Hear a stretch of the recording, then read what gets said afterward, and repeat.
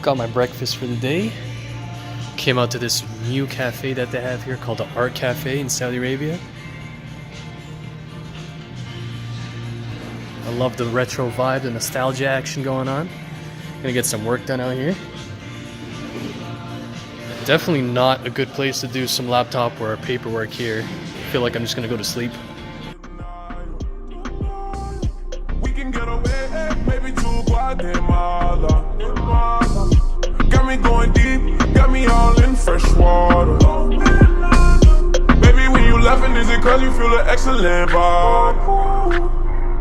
That was just a fraction of the good love I provide. What's going on? It is Nicki Minaj with another video.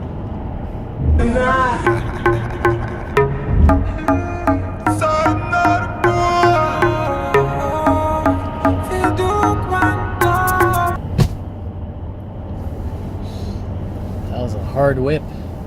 That was a whipper.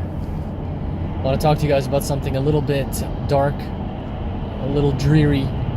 It's usually a taboo subject. People don't like to talk about it, but I think we need to. Something that needs to be opened, unshelved, deshelved, taken off the racks. And here it is. Dealing with the loss of loved ones, dealing with death, dealing with sadness of those things. Hey, it's never going to be easy. No matter what kind of support system you have, no matter what friends, no matter what kind of drugs you're taking, the support system is important, but it's by no means going to make the process of healing when you lose somebody easier. Everyone in this life is going to lose somebody they love, including yourself. You gon' die, honey. We all gon' die.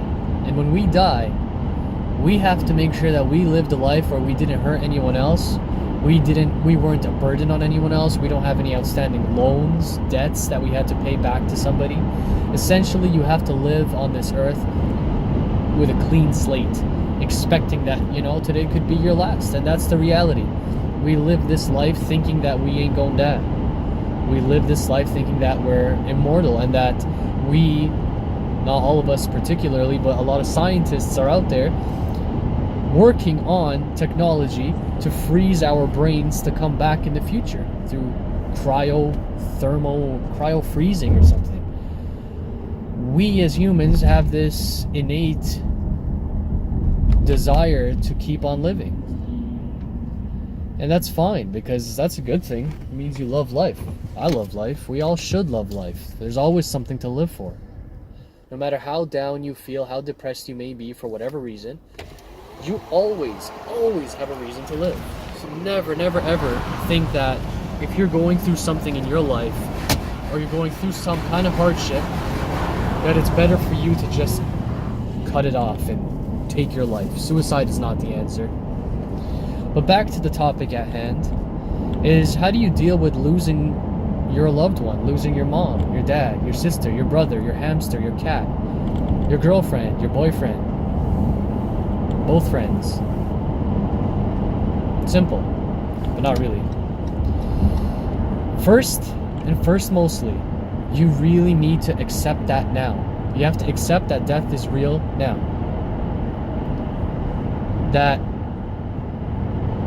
it's gonna happen. It's gonna happen to you. It's gonna happen to somebody that you love, and you're gonna lose them.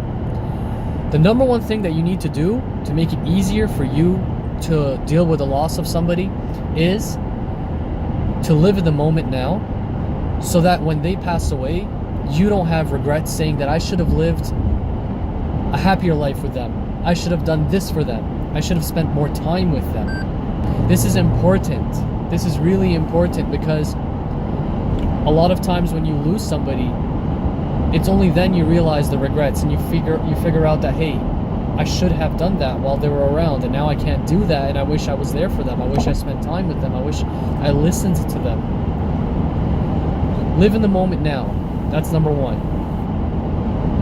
Number two was live in the moment. Number one was coming to acceptance that it's going to happen. Number three is we jump all the way to the coping stage, because there's not much of a transition from living to dead. You know what I mean? You go from life, and within an instant you could pass away. So when that happens, you don't know what to do. You're all a mess. You're all scrambled here and there. You can't get your mind together. You can't put your thoughts together.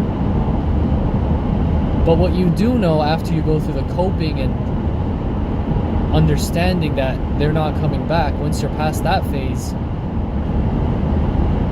you arrive at a station where you should live your life in a way that you feel that you're paying homage, that you're paying respect and your due honor to that person. If you lost your wife or your mother, try to incorporate things into your life where you think that your mom or your girlfriend or your wife would be happy seeing you do. It's kind of a vicarious satisfaction, a vicarious happiness that you are doing something that you know that they would be pleased if they were around now. That makes you feel at peace. It makes you feel at one when you rest your head at night, when you go to sleep. You feel like you're doing something with your life for your own success and for the happiness of the other person. So if that means for you to drop a bad habit that you had when your dad was around, your mom was around, and you start doing that, you could be so much happier and so much more pleased that if they're looking down on you, or if they were here, they'd be pleased with what you've become. So, to conclude, number 1, learn to accept that death is a reality. Number 2, live in the moment so that you don't have regrets in the future. Number 3, live the life that you feel like would be pleasing to that lost one. I think those encompass very boldly and very briefly what you should do and how you can avoid or minimize the inevitable stress and sadness, because you prepare from now. So I hope that helps. I know that it helps me, and it's a lifelong preparation kind of thing. But we all grown folk out here. We have to do these things. We have to experience this. Life isn't perfect. And remember, do what it does, do what needs to be done, and I'll see y'all in another one. I just sprinkle dust in my car. Now I'm rolling. Oh, that I'm pulling up. Yeah. Now I'm rolling. Baby sipping on my cup. Now she rolling. It's a no from me. You stupid.